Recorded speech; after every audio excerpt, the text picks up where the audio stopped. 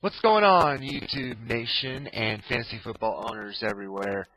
Chris Pearson here with you again for the Week 7, again backwards, 7 preview edition of the FFSR, the Fantasy Football Stock Report for your team, your league, your game. This is your home for the latest information, insight, who to start, who to sit, who's hot, who's not, coming into this week. First off, I have to, if you didn't see on the channel, address why there was no show for Week 6 last week. It was a very hectic week for me last week. I was out of town Sunday. I had a massive migraine then on Monday morning. I had a terrible night of sleep on Sunday, so that I had to deal with. I mean, seriously, I was such in pain I couldn't sleep. So I was on medicine for 2 days, and then there was something brought up to my attention that I could be away from home base for a few days. That then switched up the last minute. So really, I had no time to prepare and do a show last week, which is why I was unable to do it. But this week I'm back, and coming off a big week for my team. I am now sitting at 3-3 on the season. I'm right at 500. This really now that we're the midway point of the season, this really is where you really need to, you kind of have a good feel of where your team is at. You kind of have a really good sense of, what your strong position is. You're aware of the bye weeks coming up. You're aware of, your depth. You're aware of what players aren't doing well for you, what players are. You're really getting cognizant of where you're at. Now, with me, I've had to deal with, and myself and Nate and Matt, we've had to deal with a lot of different situation scenarios where we've lost players due to injury. We lost our third player this season due to either an injury or an off-the-field issue. Of course, we lost Peterson early on. We lost Woodhead, and now we just picked up Stevan Ridley in New England off waivers last week, and now he's now done for the year. Torn ACL and MCL confirmed, so he's now done for the year. So again, we're scrambling on the wire to get running backs. Might even take a stab, at different defense, because our Panthers DST has been terrible this year.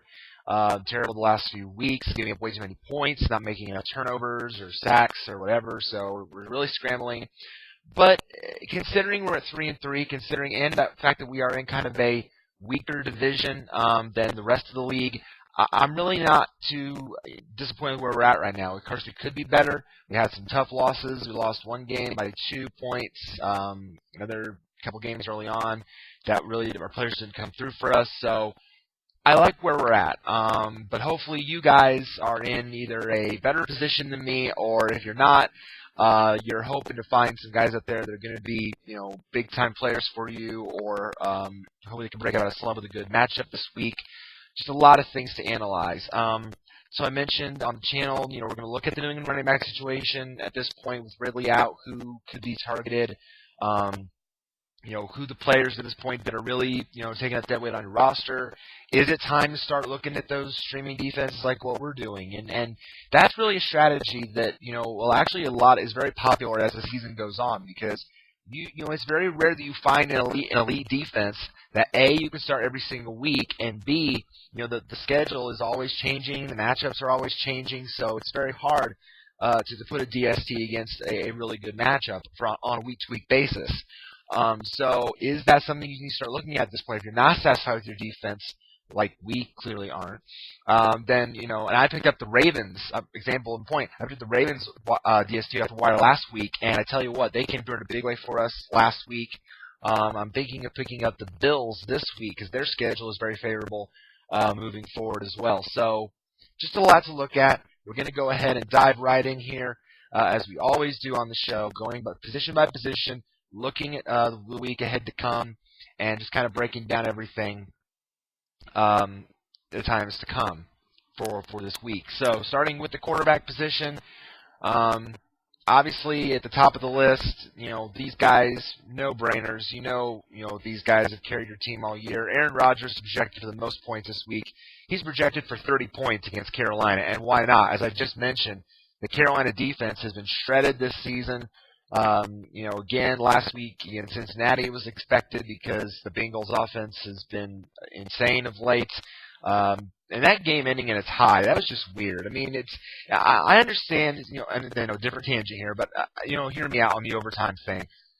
I mean, it's just so odd to see that, I understand the rule was made to, reduce the fact that a field goal can't end the game, now I got to score a touchdown, or sudden death or something. But it just had that odd feeling at the end, And Adam Jones of Cincinnati, also the Adam Jones formerly known as Pac-Man, Wagga Wagga Wagga, he came out and said, he blamed Nugent, he blamed his kicker for the fact that Cincinnati did not win that game. I don't think it was entirely his fault. I understand kickers have been also a hot topic of debate this season because of the situation in Detroit with their kicking situation. But you really can't point the blame all on Nugent. I mean, yes, it was a chip shot; he should have made it, but you can't also let Cam Newton and Carolina do what they did in that situation and come back and tie the game and even force it to overtime in the first place. So I think that was kind of a cheap shot that really shouldn't have been done. Also, interesting note from that game, and this is also interesting too. The NFL is investigating complaints by the Panthers against Vontaze Burfict, a Cincinnati, I believe he's a linebacker, defensive end.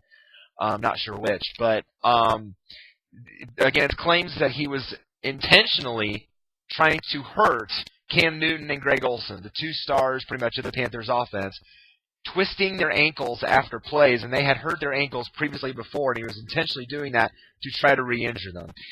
That is just stupid. That is callous. That is, I don't know what else word you could think of. Selfish. Just, it's Ndamukong Suh-like behavior, as Nate ranted about on this show. It's completely, I don't know what you're trying to gain or thinking by intentionally trying to injure your opponent. But it's just, it doesn't help anybody. It doesn't benefit you or anybody else. I could go down it doesn't benefit this, that, I could do that again, but I'm not going to do that. It doesn't benefit anybody. So, I was just so perplexed watching that. And I watched now, you can't really tell in the Olsen video, and it's on Deadspin, is where I saw the story of Deadspin.com. And if you watch the Newton video, it's very, very clear that Burfict on the wall, if Newton is on the ground, turns that ankle. And it's like, what the heck are you doing?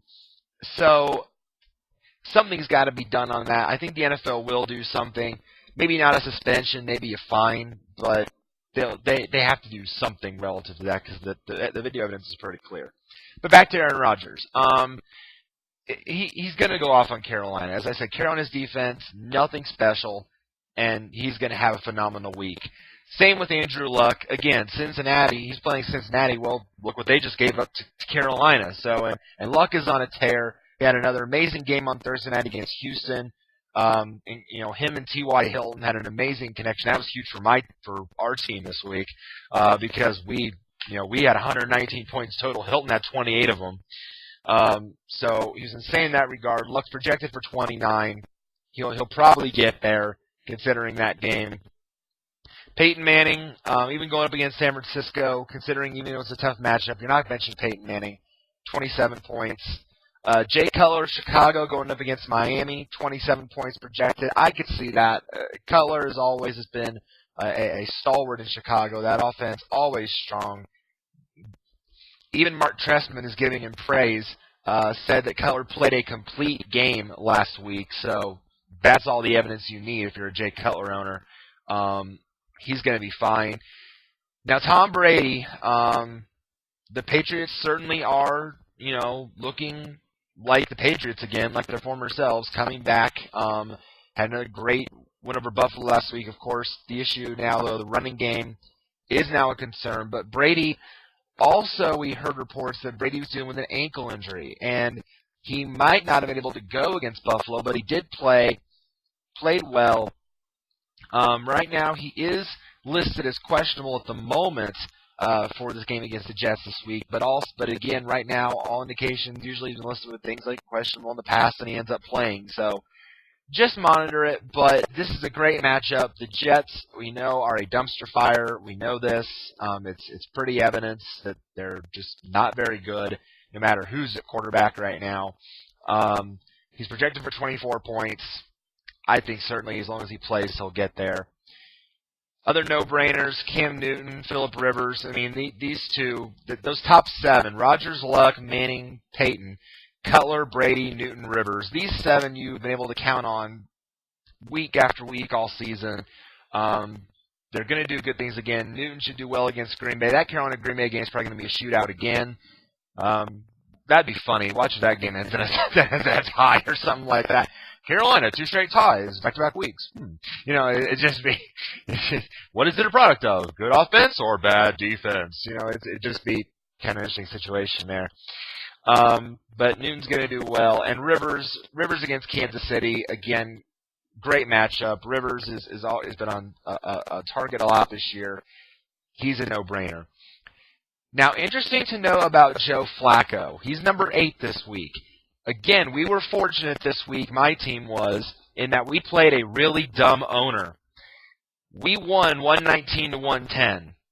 Our opponent started the Buccaneers defense against the Ravens. Only got 2 fantasy points in CBS League, but he sat Joe Flacco in favor of Ben Roethlisberger, and Flacco had 42 fantasy points against the Bucs. Idiot! Thank you, Mr. Idiot. A complete and utter idiotic move. Yay, idiot! Come on. We, as fantasy owners, you've had games like that where you pulled out a win. It wasn't pretty, but the reason you mainly won was because some idiot, your idiot opponent, did something that was just so head-scratchingly stupid and bizarre that you were thankful for it. So to our opponent last week for benching Joe Flacco against Tampa Bay in a great matchup and starting the Buccaneers DST, thank you. Thank you to getting us to 3-3. Much appreciated. You can't sit Flacco against Atlanta this week. Unless you have one of those 7 options I mentioned above, you're not sitting Joe Flacco against Atlanta. The Falcons' defense has mostly been a Sev. Has it pronounced Sev? I always mispronounce that word. But, or the knife through butter analogy. They're struggling. Yes, their offense is good, but their defense has just been horrible. So, unless you have a better option, and no, Roethlisberger is not a better option than Joe Flacco, you are not sitting Joe Flacco this week. Don't be like the idiot that we played last week. Don't be that guy. It's like, don't be that guy. Don't be that guy. Don't be the one that makes a stupid move. Oh, but I don't want to start him against my DST. That'd be stupid. Well, yes, it would, but also be stupid starting a DST that keeps getting blown up every week. Does this idiot owner remember that the Bucs got blown up for 56 points against Atlanta? Obviously not. What was he thinking? He wasn't thinking. I don't want you guys to be that guy. I want you to be thinking, smart. After Flacco, Tony Romo, our guy, going up against the Giants, projected for 22 points. I mean, Dallas is just on a tear. Whether it's Romo with his receivers, whether it's DeMarco Murray, whether it's, anyone else, Dallas is just insane right now. 5-1, big win over Seattle. Now, I do need to mention, and I have to mention this story. I know we're not talking running backs right now, but I have to mention this story because it's Dallas. If you guys have not read, and again, I get my news, a lot of my sports news I get from Deadspin. They're a great source. and ESPN, because ESPN, I think, briefly mentioned it. But DeMarco Murray right now for Dallas is on pace for like a ridiculous amount of carries. He's on pace to potentially pass Eric Dickerson's rushing record, or Emmett's rushing record. I think it's Emmett as a record. I could be wrong. It could be Dickerson, Emmett. I don't know. But DeMarco Murray's clearly the main guy in Dallas, and he's healthy, and you're going to use him in that case. But apparently Joseph Randle had no interest in being the backup to DeMarco Murray, because after the win over Seattle, he decided oh, I'm sweaty. My underwear's sweaty. I think I need to get some stuff. He goes to this department store in this mall after the game, and he steals $120 worth of cologne and underwear. The cologne was $80. The underwear was $40. So he needs the great-smelling cologne to get rid of all the sweat and the really high-rolling underwear. Maybe diamond-studded underwear, I don't know, or something. Some kind of studded underwear, obviously, for $40. But it's like, seriously, man, what were you thinking? I mean, I don't think he was thinking at all, really. So, now, obviously, again, Murray is healthy. There's no issue here, but Randall only had, 5 carries for 52 yards? Oh, man, all that running, I'm sweaty. I need to go take some stuff. This guy's judgment clearly had to have been impaired. So I'm just saying, I had to put that out there, but it's like, he has no interest in being DeMarco Murray's backup. Just none.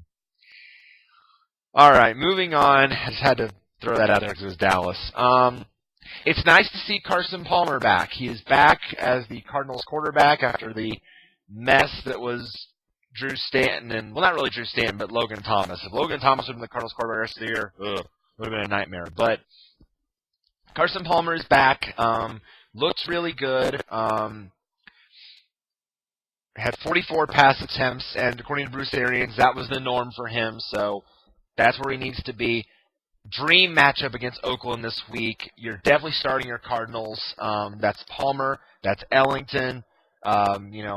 Floyd. Maybe you can get away with John Brown as a desperate 3 or 4. Fitzgerald, I think now that Palmer's back under center, Fitzgerald's a better option than he once was. So I think you're definitely safe now. The Cardinals, I think, are the must start of the week, at least for the players. Because, again, the Raiders, dumpster fire. Them and the Jaguars and the Jets. I think we can say those right now are the 3 dumpster fires of the year. Oakland, Jacksonville, and the Jets. Maybe you could throw Tennessee in that mix, but at least those 3, really, really bad. Really bad. Russell Wilson of Seattle, I think is a solid 1-2 this week. Going to be against the Rams that just got carved up by San Francisco on Monday Night Football. That front 4 isn't the same. They've been really tested. The DST has not been a good option this season for the Rams. Wilson, even though the loss to Dallas, still I think a good option. Projected for 21. I think he's safe. Kaepernick, that game against Denver again is going to be, I think, a really fun game. So I think you can definitely go with Kaepernick. He's projected for 21. Drew Brees against the Lions, definitely you can keep going with him. Now Eli is projected for 20 points against Dallas, and I think that's realistic. I think that Eli is a realistic 1-2 option because again, Dallas defense, they still allow points, but it's the offense that's winning them games. But the Giants have started to find their offense now. Eli value does take a little bit of a hit because they've lost Victor Cruz for the season. If you guys are aware of the news with Victor Cruz, he tore his patellar tendon. Trying to make a catch in the end zone against the Eagles. So now he's done for the year. So he's going to have guys like Ruben Randall step up. Odell Beckham, now that he's healthy from the hamstring. His tight end, Larry Donnell. Maybe even Jennings or Williams out of the backfield. So Eli is still he still has targets, but these guys are going to step up in Cruz's absence and fill in for him. So I think Eli could reach that number this week again. Low 1, high 2 option for me. After Eli, it's a pretty. Then really you kind of get into the second tier of quarterbacks for the week. Kirk Cousins has looked really, really bad of late for Washington. That could be another team that kind of could add to that dumpster fire pile. Oakland, Jacksonville, Jets, maybe Tennessee, maybe Washington. Those 5, I would say, because. And some people are even saying that they can't wait for RG3 to get back to being healthy again, and I don't blame them because Cousins has looked very ineffective these last few weeks, but Washington is playing Tennessee this week, so really that's not a bad matchup, and the news is out that also they are not considering turning the job to Colt McCoy who is third on the depth chart. So they're not considering that. They're going to keep Kirk as long as RG3 is out. So, but in terms of fantasy purposes, I would say really nothing this week as more than a desperate number 2. Real quick, who's on bye this week? Philly and Tampa Bay. So you don't have Nick Foles, you don't have Mike Glennon. So really, if you're a Foles owner, maybe he's a plug and play for you. Glennon's really not much of a recommended start anyway.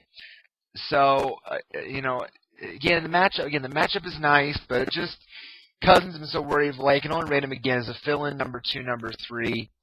Alex Smith against San Diego, again more of a low 2 because San Diego is tough and it's at San Diego on the road.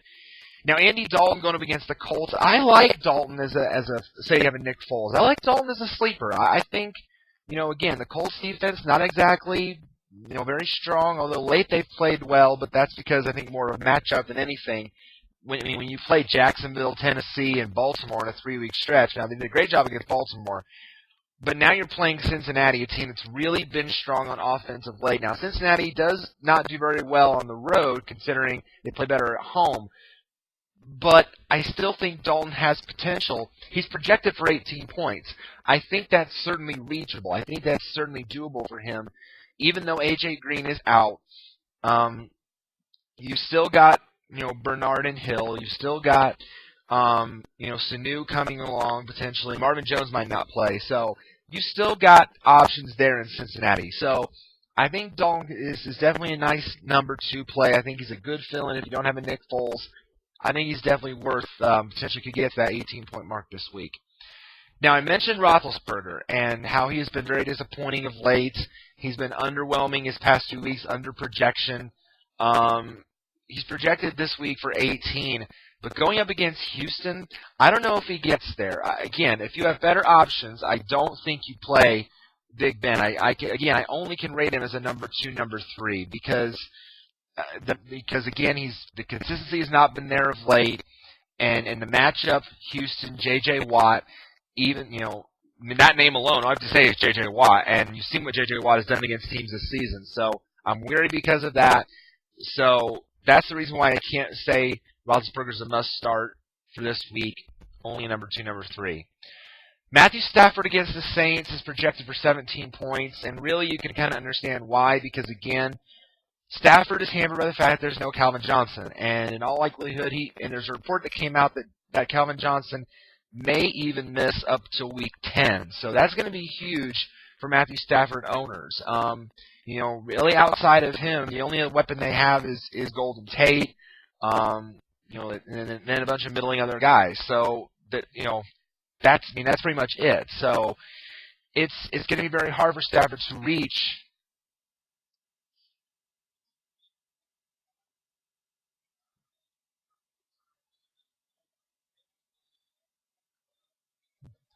So a high number of points. So really, if you don't have a better option, you probably can't afford to bench Matthew Stafford. But then again, just temper. Just be aware that he doesn't have a top option. That's why he's only projected for 17 points. I don't know if he'll even get there this week. So I can't say Stafford is a must start, but I would say, again, more low 1, high 2, just depending on what options you have.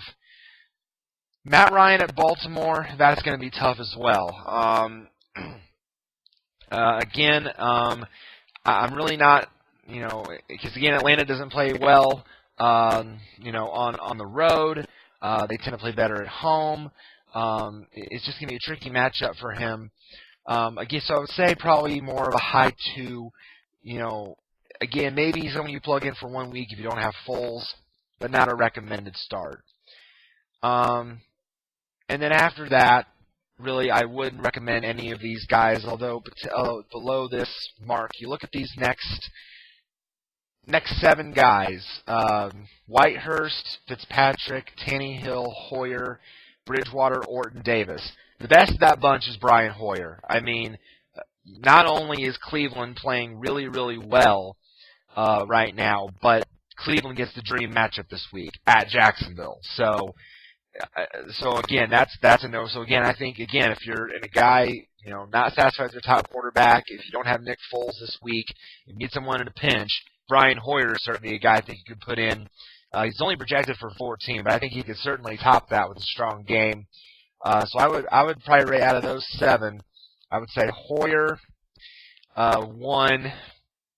I'd probably say Bridgewater 2 because Minnesota's offense is looking better with him at quarterback. They're playing Buffalo, tough matchup, but they're going to have to throw. Buffalo's not going to allow Asiata or McKinnon to run on them. I'll say Davis of Seattle or Davis of Austin Davis of St. Louis. I'll put him 3 against Seattle. Seattle isn't exactly as tough as the pass as they were in previous years. I think they're at 19th against the pass right now, so that's not as strong as it once was. Then I'll say Fitzpatrick against Pittsburgh, Whitehurst against Washington if he plays, then Tannehill 6 and Orton 7. Only desperate plays if you're really hurting at quarterback for Kyle Orton. And then after that, I wouldn't recommend, I'm not going to even touch Bortles, Geno, or Derek Carr. Because again, what did I say? Jacksonville, Jets, Raiders, dumpster fire. No. Okay, moving on to the running backs.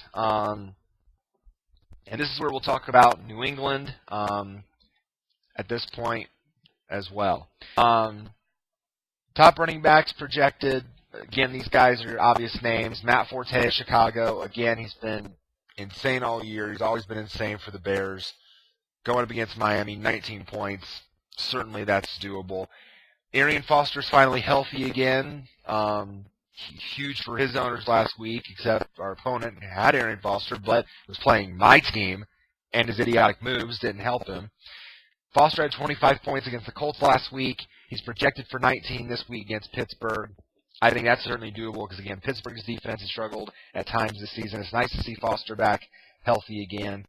I mentioned DeMarco Murray, 18 points. He's healthy. He says he's fine. No danger right now of anything. You are definitely still going with DeMarco Murray as long as he is healthy, and the fact that his backup running backs are getting arrested for stealing cologne and underwear, then you're good. Marshawn Lynch projected for 17. No shocker there. Even again against the Rams defense, not impressive this season. As long as they keep feeding the ball, it was kind of odd last week because with Marshawn Lynch because Seattle kind of strayed from that in the Dallas game. They didn't really give him enough touches, and they were letting Wilson throw more, and so that was really kind of odd. But Pete Carroll even admitted, he said, I regret not getting Lynch more involved when we needed him. I regret that. So expect a bounce back week this week. When Pete Carroll says something like that, he usually means it. So expect a bounce back week from Marshawn Lynch this week. Keep rolling with him. Don't lose confidence just because the Seahawks strayed away from him for that game.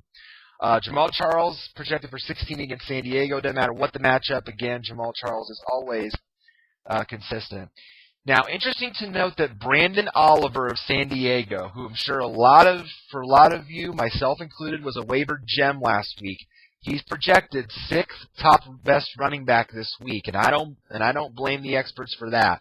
He's projected for 15 points against Kansas City. He had a field day against Oakland last week. I believe he had 15 against the Raiders also. It was either 15 or 18, but somewhere in that ballpark. He had over 100 yards, had a touchdown. He is looking more and more like once Ryan Matthews comes back healthy, he is going to take on the Danny Woodhead role, I think. I think he's going to stick. I don't think he's going to fade off and disappear. I think he's going to be the guy who's going to take over that role that Woodhead would have occupied had he would have been healthy. Oliver's going to step in and take that role. So he's still going to be fantasy relevant, I think, even after Ryan Matthews comes back. So don't drop Brandon Oliver just yet.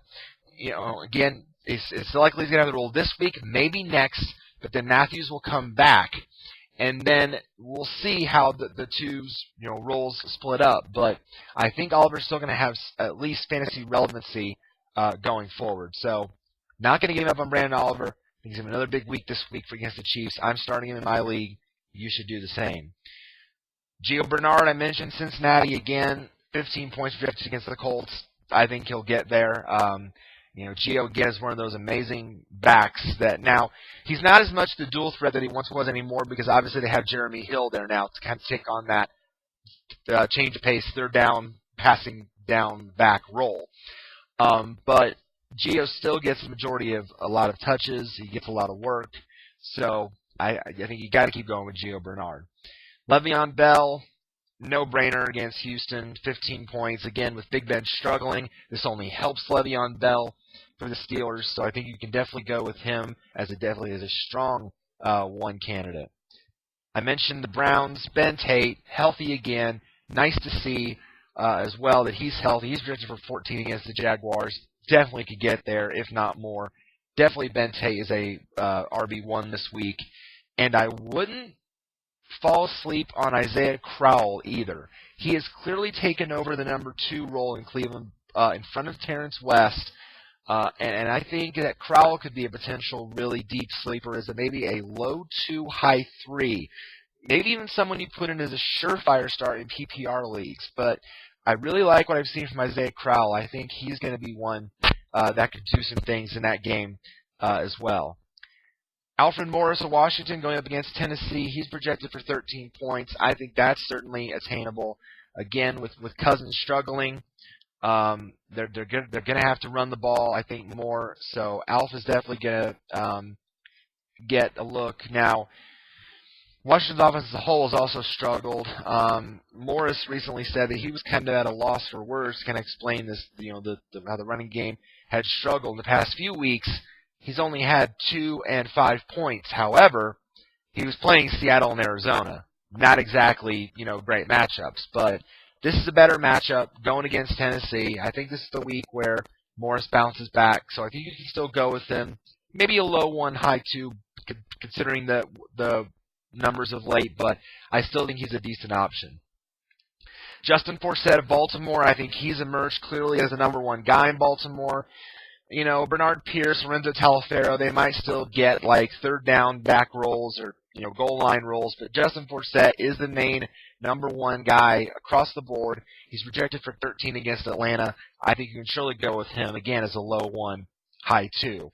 Now, Lamar Miller now is the guy in Miami. Noshawn Moreno was placed on injured reserve this morning. He's out for the year. It's a knee issue. He's just coming off the elbow injury, the dislocated elbow that he suffered. Now it's the knee. So he's done. He's on IR. Lamar Miller now is the guy going forward. So great for the owners that had faith in him, that held on to him. Big boost now in value for him. He's projected for 13 against the Bears this week. I think that's certainly feasible. I like Lamar Miller as a very solid number 2 with upside. Frank Gore against Denver, projected for 12 points. Again, as long as Frank Gore is healthy, you've got to go with him. Carlos Hyde's starting to get a few more, touches, but only really on like third down or goal line situations. Not really cutting into Gore's value. Oh, bless me. Not cutting into Frank Gore's value at all. So again, as long as Gore is healthy, he's the guy. Solid starting option again this week. Now, Joique Bell of Detroit, it's nice to, again, also see him healthy again, coming off the concussion. Reggie Bush's health is kind of up in the air at this point, so we'll see what his status is going forward. But if Bush is out again this week, then Joique Bell is looking like a pretty solid option against the Saints this week. He's projected for 12 fantasy points.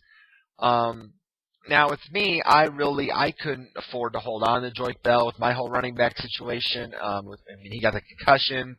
I couldn't afford to keep that on my bench. I had to get more roster spots open, so I had to drop Joique Bell. So it was tough for me to let a player of that caliber go, but I couldn't afford to keep injuries and dead weight on my roster. And really, I want to talk about dead weight because I mentioned that. At this point, again, in the season, you've got to look at guys that, are taking up bench spots. Guys that are really starting to, not come through for you. They're oft injured. They're injured for the year. They're not producing for you. You're not putting them in your lineup even, any week. You really got to look at these guys, regardless of position, and say, okay, are they worth carrying going forward? Or is it time for me to, fill these guys with people that I think could play more for my team going forward. So you've really got to kind of look at that and really see what's out there in your league and really analyze that going forward. Because at this point, now we're the halfway point, it's downhill. This is now where if you're at least 500 or above, you're making your playoff push. So this is really an important week going forward to see who's out there in your league. So just keep that in mind. But Drake Bell, I think, is a solid RB2 against the Saints this week. As long as Reggie Bush is out, I think he's still a solid option. I mentioned Andre Ellington, must start against the Raiders. Fred Jackson of Buffalo is projected for 11 points against Minnesota. I think the Buffalo backs, whether it be Jackson or C.J. Spiller, are going to do well this week. Minnesota's defense, nothing special. There's possibly a sixth, actually, that could be added to the dumpster fire list. I forgot about Minnesota. So let's see. So Oakland, Jacksonville, Jets, maybe Tennessee, maybe Washington, definitely Minnesota. I think there's your six dumpster fires. So yeah, Minnesota, defense, nothing special. Fred Jackson, I think, is a low 1 RB2 this week. You can go with him. Eddie Lacy, definitely go with him against Carolina, projected for 11 points this week. Ahmad Bradshaw, the Colts, is projected for 11 against Cincinnati. I think certainly that's doable. I actually certainly think Trent Richardson also could have a good week again, because Trent Richardson got a touchdown last week. 10 points. I think he could be potentially a low 2-3 sleeper as well. I know he's not going to get the yardage, but when the Colts are in position for a touchdown, he's usually the goal line guy. So Bradshaw's the main runner. He's going to get a lot of the yardage, but then Richardson always has value in that. But certainly I think Bradshaw's going to have a good week. I think you can start him as a solid RB2. Now let's talk about the Patriots. Because obviously, I mentioned in the open that Ridley is now out for the year with a torn ACL and MCL. So now, what do we make of the Patriots running backs? Well, obviously, the guy that's going to benefit the most from this is Shane Vereen. He is the be-all, do-all back. He's the dual threat. He's going to get really the first crack at being, getting a huge value in this because of the fact that Ridley is out. He's projected for 10 points this week against the Jets. So I think Vereen is obviously a must-start. But if you're wanting to attempt to own a New England back that's going to get ground and pound work, we then kind of have a dilemma. Is it going to be Brandon Bolden, who's the veteran, or is it going to be James White, the rookie out of Oklahoma that they really, really tend to like? I would really kind of shy away from that until there's a clear-cut winner. I don't, if you're torn and you have to take a flyer on one, I'd say go with Bolden, but that's just because he's the veteran. If it were me, I wouldn't touch it until there's really a clear winner out of that group. But if you're a Vereen owner, you're loving this because clearly now he's going to get a bump in touches. So I love Vereen as I would say even a low RB1 this week because, again, the matchup is great. No more Ridley. He's going to be getting the receiving targets as well and the first crack at the carries. So I think Vereen is definitely in fact, I'd probably go as far as to say Vereen can be the start of the week this week because if I were doing a start of the week segment, because that would just to me, it's obvious. It's a great matchup. Your door is open for you now, and your value is going up. So I like Shane Vereen. But again, so Bolden, White, I would avoid it. But if you were in a pinch and you had to pick one, I'd lean Bolden, probably like 55-45, maybe even close. I'd say maybe 60-40, 60-40 Bolden because they really like White. So we'll see what happens. Andre Williams of the Giants is projected for 10 points against Dallas. I think that's certainly feasible. Williams has looked really well filling in for the injured Rashad Jennings, and I think that will be huge. Again, the Giants' offense finally finding some life. They might have to run more now. The receiving core is decimated with Cruz out. So I like Williams of the two. I mentioned Isaiah Crowell. He's projected for 9 points. That's certainly feasible. Again, I really like him this week as a sleeper. Bernard Pierce is projected for 9. That could be generous. That would probably be like a goal line touchdown against Atlanta. I would say more of a desperate 2 or 3. They have Reggie Bush projected for 9 right now, but again, the ankle issue is a concern. Monitor that if you're a Reggie Bush owner throughout the week. So just keep an eye on that. If he doesn't play, Joique Bell's value goes way up. If he plays, I'd say again more of a solid 2 at least. Ronnie Hillman of Denver has emerged as the clear number 1 back with Vonnie Ball out. And I got him off waivers, and he was huge last week. Got 11 fantasy points. He's projected for 9 against San Francisco. It's a tough matchup, but I think Hillman is certainly still usable. He's shown that he can run the ball well. He wasn't really challenged much by by Dwan. It's like Dwan Thompson and C.J. Anderson. I knew I wasn't going to flip-flop those up. He wasn't challenged by either, so as long as Vonnie Ball is out, Ronnie Hillman is the guy, and I think you can use him as again, number 2, number 3, maybe even as a desperate flex option in your leagues this week. Interesting out of Jacksonville, Storm Johnson has now emerged as the top running back there in Jacksonville. Toby Gerhart has fallen out of favor. He's projected for 8 points against Cleveland, but again, I just can't see how I can recommend any Jaguar at this point. Again, yes, the offense it's slowly better with Bortles under center, but not by much. So I'm really worried. So I'm not too fond of any Jaguars right now. So if you're desperate, maybe a number 3 if you're desperate, but I just can't recommend any Jaguars as starting options. Now, Bishop Sankey of Tennessee, he's projected for 8 points. He was projected for 8 points last week. He only ended up with, I think, 2. You know, it was just, or 2 or 4, something like that. Very low number. It was very disappointing. Or 6. I'm sorry, ended up with 6. So it still was below projection, but yeah, he didn't really do much with a starting role. Sean Green was out with a hamstring issue. Sankey got the start. The only problem was he got vultured to the goal line by Jackie Battle, and Dexter McCluster got involved. And so I don't know really if the Titans are showing a whole lot of confidence in Bishop Sankey. And Ken Wisenhunt keeps saying, though, oh, yeah, he's going to be the guy. Oh, yeah, he'll get better. Oh, yeah, we have confidence. Well, then why aren't you showing it on the football field where it actually matters? So, I don't know. I'm a Sankey owner myself. I started him last week. I don't know if I'm going to do so this week against Washington because I've got Hillman and Richardson, slightly better options as my RB2 guy, along with pairing with Brandon Oliver. So I don't know. I can't really recommend Sankey, even though the matchup's juicy against Washington. I don't know. Until they actually commit to him, I can't recommend him as anything more than a number 3 or a flex. I can't do it. It's just, I'm not going to play favorites with Bishop Sankey. I'm slightly disappointed in him.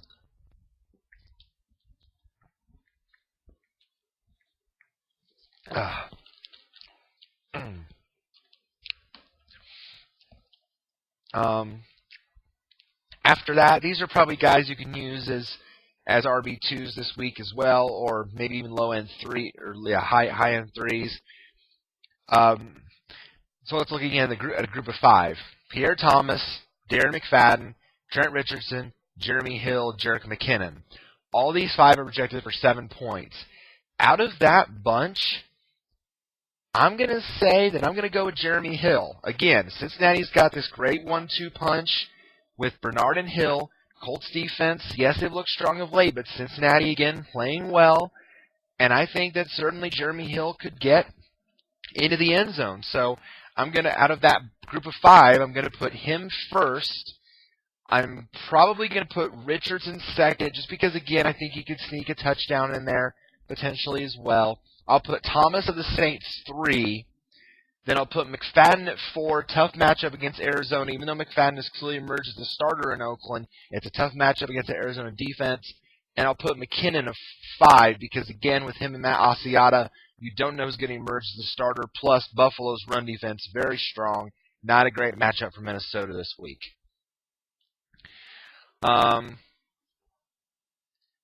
Then after that, Brandon Bolden again, New England. I mentioned New England's running situation. I wouldn't touch it till there's a clear winner, but Bolden I think is going to get better of the work. Zach Stacy of the Rams, only projected for 6 points against Seattle. I can't really recommend him as a must start. Again, more of a desperate RB3.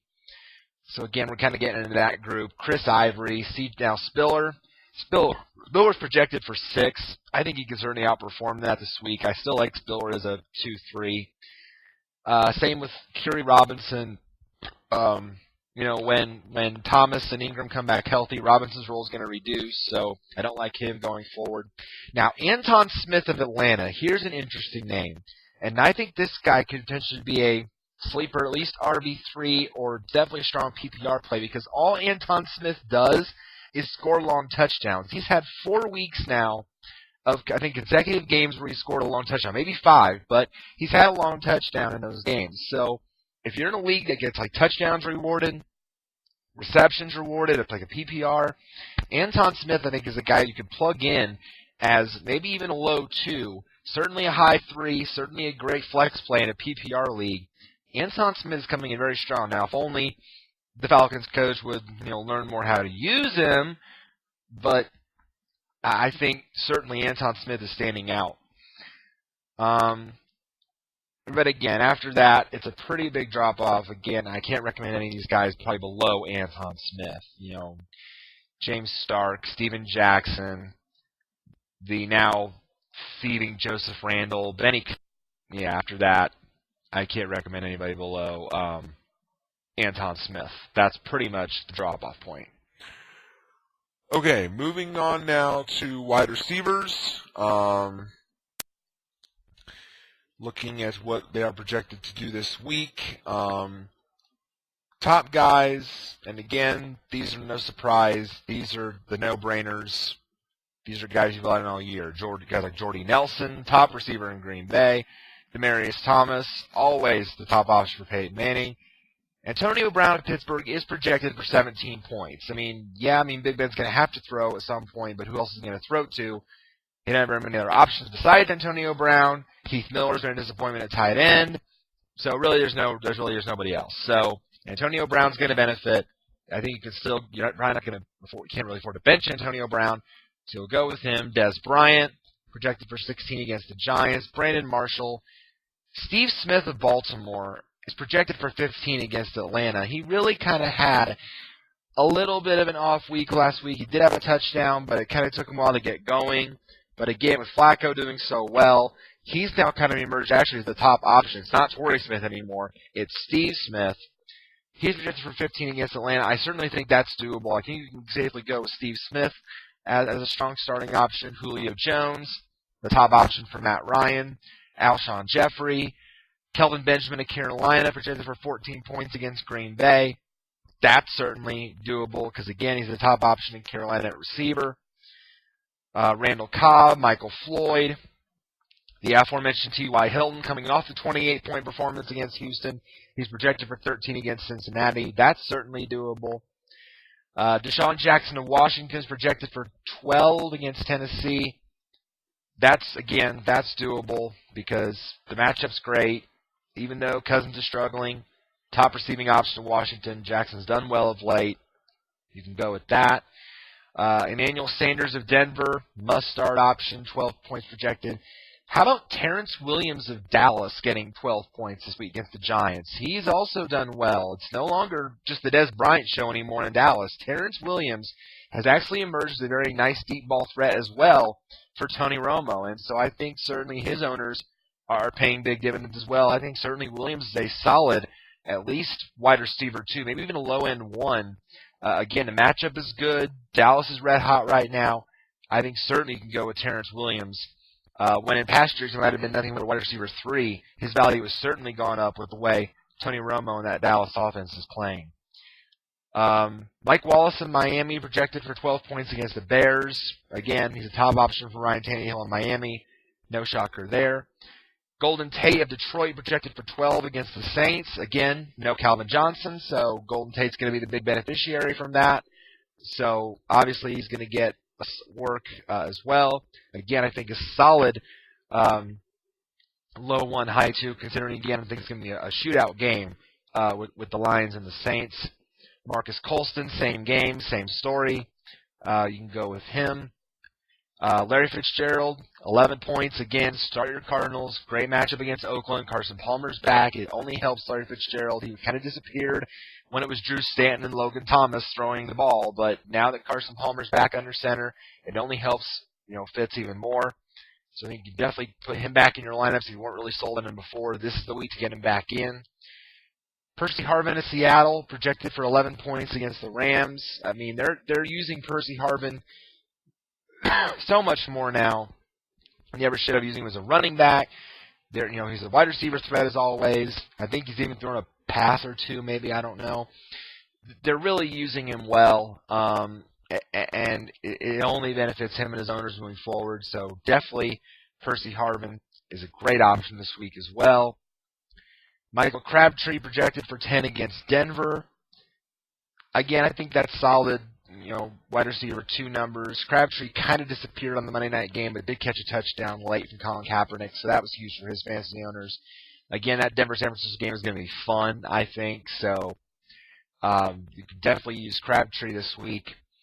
I mentioned Mohamed Sanu, Cincinnati. Again, no A.J. Green with the toe issue in all likelihood, so Sanu's going to come in. He's going to be the main beneficiary receiver of Andy Dalton. He's projected for 10 points against the Colts. I would say, again, solid 2, maybe even high in 3. I think he can certainly be put in lineups this week as well.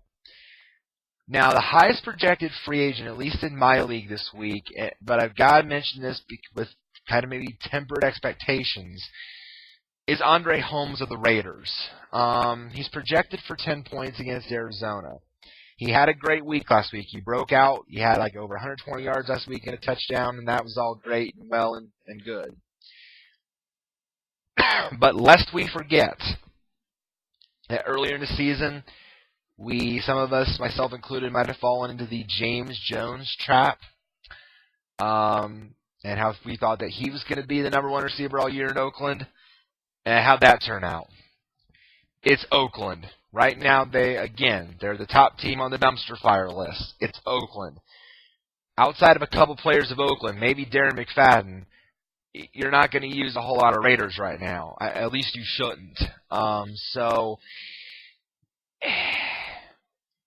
I'm not touching Andre Holmes. I'm just saying that right now. I'm not really buying the hype. If you're really hurting at wide receiver, if you think you can put in a guy who's maybe more of a number 3, number 4 option, by all means, roll the dice. I mean, if you think it's going to work out for you on Andre Holmes, and if I'm wrong later down the line, I'll come back to this video and I'll say, okay, I admit I was wrong on Andre Holmes.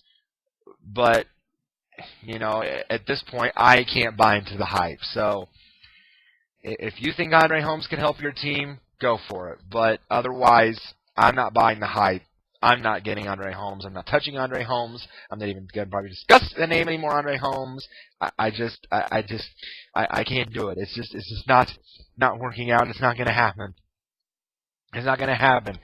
Andre, it's not going to work, okay? It's not going to work out. I don't think it's going to work out. You're in Oakland, okay? You're in Oakland.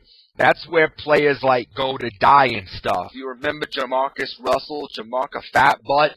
Yeah, he's out of the league now. You remember the other guys there? You remember Robert Gallery? Whatever happened to him? You remember these guys? Maurice Jones-Drew had a good thing going in Jacksonville. Look what's happening to him now in Oakland. You see now? They're thinking about maybe moving out of that Coliseum and going to Los Angeles or building a new stadium or San Antonio or whatever. I don't know.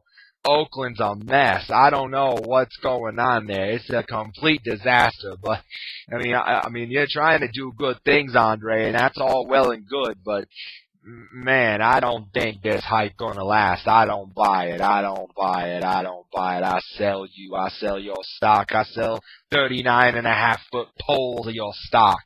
Gone. I knew that was gonna happen. I just knew that would get me off. Moving on.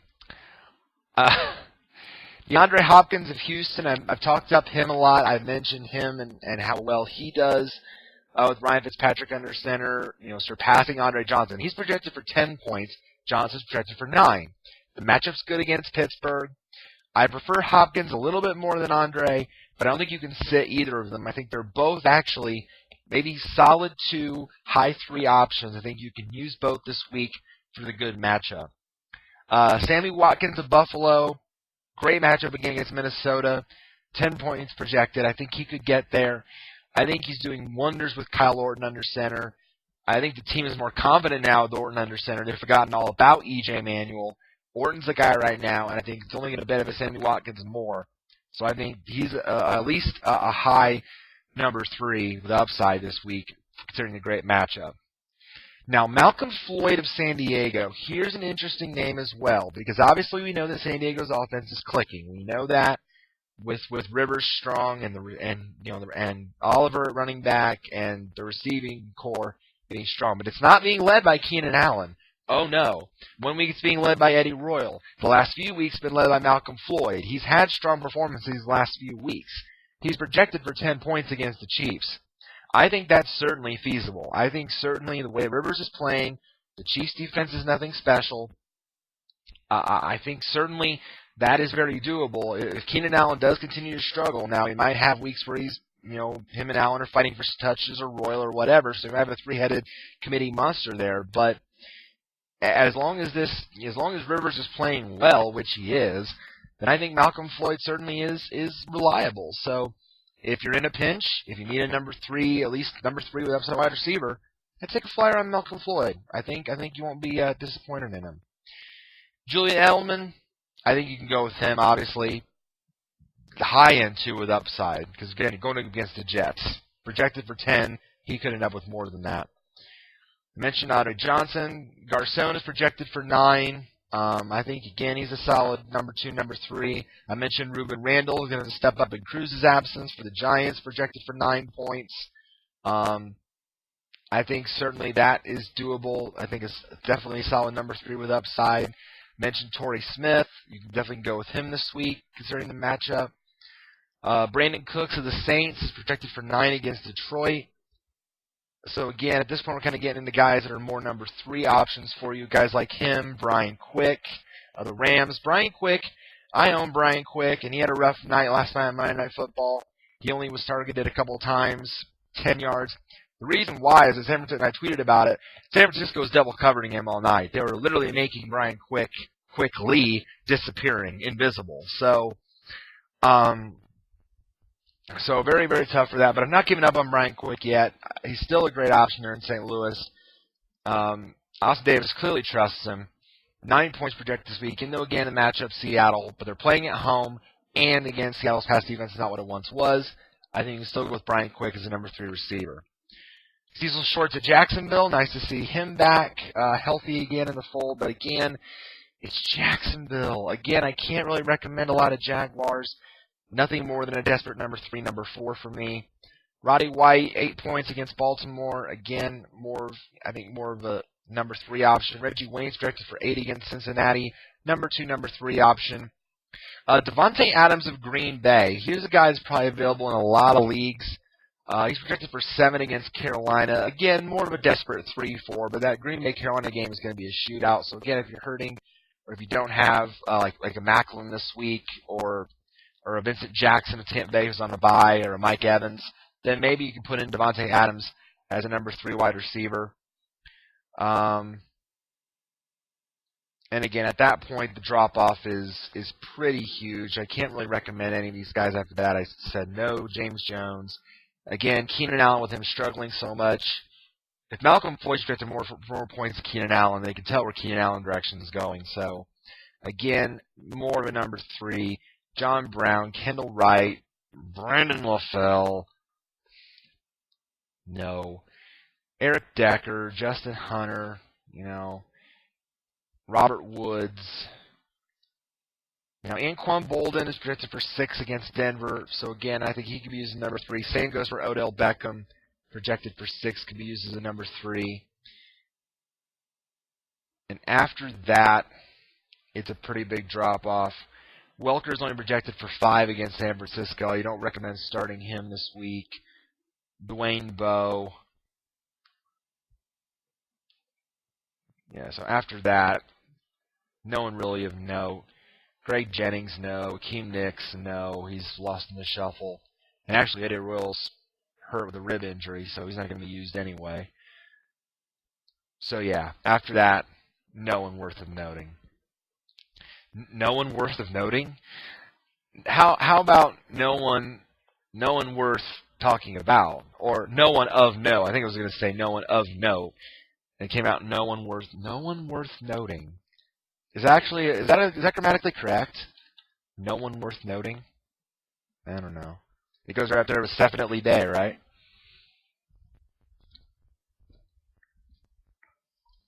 All right, real quick, rapid fire for these last few. Tight ends, the no-brainer names are at the top, obviously. Gronk, must start. Julius Thomas, must start. Greg Olsen, must start against Green Bay. That game's going to be a shootout. Antonio Gates is back, must start against Kansas City. Jordan Reed of Washington is projected for 11 points against Tennessee. It's nice to see him healthy again after the concussion. It was a concussion, or no, Paul was a concussion. Reed might have been something else, but nice to see him healthy again. The matchup's good. I think certainly he's a low-end 1, high-end 2. Martellus Bennett of Chicago must start against Miami. Vernon Davis of San Francisco, as long as he's healthy, you're starting him against Denver. Dwayne Allen of the Colts is projected for 10 points against Cincinnati. That might be a little bit generous considering, again, all the weapons that Luck has to throw to, but certainly I think a low 1, high 2 is not out of the question. Delaney Walker of Tennessee is projected for 9 points against Washington. I think that's doable, again, considering the matchup. Jordan Cameron, start him against the Jags. Travis Kelce of Kansas City, projected for 9 against San Diego. I think he's certainly a decent number 2 with upside. You're starting Larry Donnell of the Giants. He's been insane this season. The Dallas matchup is good. Potential sleeper, again, considering the good matchup, Tim Wright of New England. Potential sleeper. Even though Gronk's going to get, a lot of the looks, considering the matchup against the Jets, don't be surprised maybe if Tim Wright also gets some looks and some touches as well from Tom Brady. So he could be a sleeper, number 2, number 3. After that, I really can't recommend anybody. Fleener's not a recommended play. Amaro of the Jets, no. Harbor of Jacksonville, heck no. Witten is only projected for 5 points of Dallas. That's surprising, again, but maybe the fact that he's underused. So really not a recommended play. Cook of the Rams. Miller of Pittsburgh has been a disappointment. So yeah, after that, I can't recommend any of their tight ends. Kickers, because again, this position is getting more and more important all the time because of the situation in Detroit. Top kicker projected for the week is Justin Tucker of Baltimore. And why not? Because Baltimore's offense went insane on Tampa Bay. They're probably likely going to go insane on Atlanta. Tucker's projected for 14 points. He's been insane for my team all year. You definitely can go with Justin Tucker. Gostkowski against the Jets, dream matchup. Bailey of Dallas. Why would you stop using Dan Bailey of Dallas considering what their offense is doing of late going up against the Giants? Hauschka of Seattle. Novak of San Diego. Catanzaro of Arizona going up against Oakland. Again, dream matchup. Carpenter of Buffalo against Minnesota. Yes, awesome matchup. Cundiff of Cleveland. I think those top 8 are really the no-brainers at kicker. After that, Phil Dawson of San Francisco is projected for 11 against Denver. That could be doable. Vinatieri projected for 11 this week in Cincinnati. Now Detroit, Matt Prater. I called it. I told Nate and Matt, my co-owners, that Detroit was probably going to sign Matt Prater after they cut Alex Henry, and look what happens. They signed Matt Prater. And why wouldn't you? Because yes, he had the suspension issue, but he's one of the more accurate kickers out there in the game. He can nail big 50, 60-plus yarders, so he's amazing. Now, he did miss a couple last week, but he also nailed a long one, so Detroit clearly trusts Matt Prater going forward. He's projected for 11 against the Saints. That game's going to be fun. I think that's doable. Crosby against Carolina is a great option. Suckup of Tennessee, maybe again more of a number 2 or desperate play against Washington. Gold of Chicago is a solid option this week as well. After that, I really can't firmly recommend any others. Maybe Gano of Carolina at Green Bay, because again, that's going to be an offensive slugfest.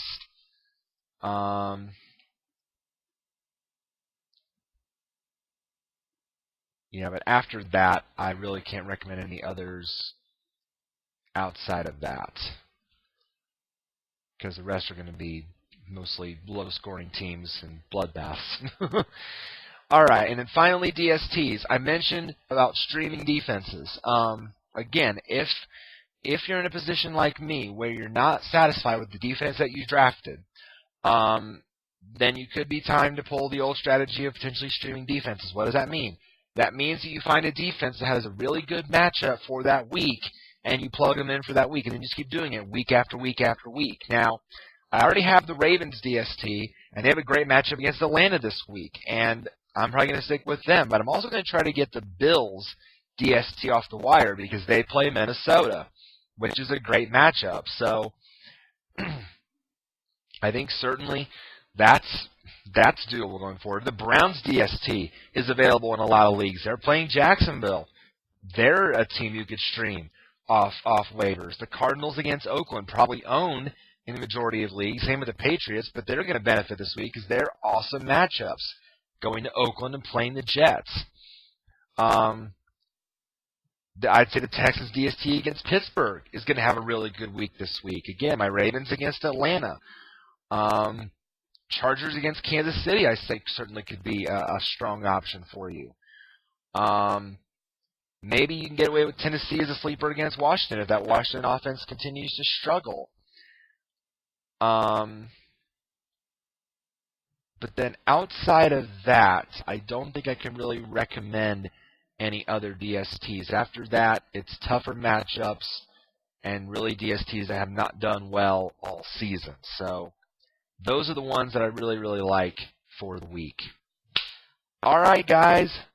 That is it. That is it for Week 7 for the preview edition here on the FFSR. Again, thank you guys so much for your understanding of me missing last week due to everything crazy that happened and every situation that happened there. Again, as always, feel free to leave comments. I've got a couple the last few weeks. I'm sorry I reached out so late for those couple questions that you had. But again, I do really try with my schedule, working around that. I try to check my Gmail every single day leading up to the games, and I try to check the channel, see who's talking on there. So again, feel free to leave comments or questions either on the video below or on the channel, up to you to make that happen again. So thank you again for your support as subscribers, for everybody for viewing the videos. I really, really appreciate it. Good luck this week.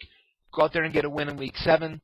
And we will see you again next week for another edition, the Week 8 preview edition of the FFSR, the Fantasy Football Stock Report, for your game, your team, your league, your home. Take care, guys. God bless.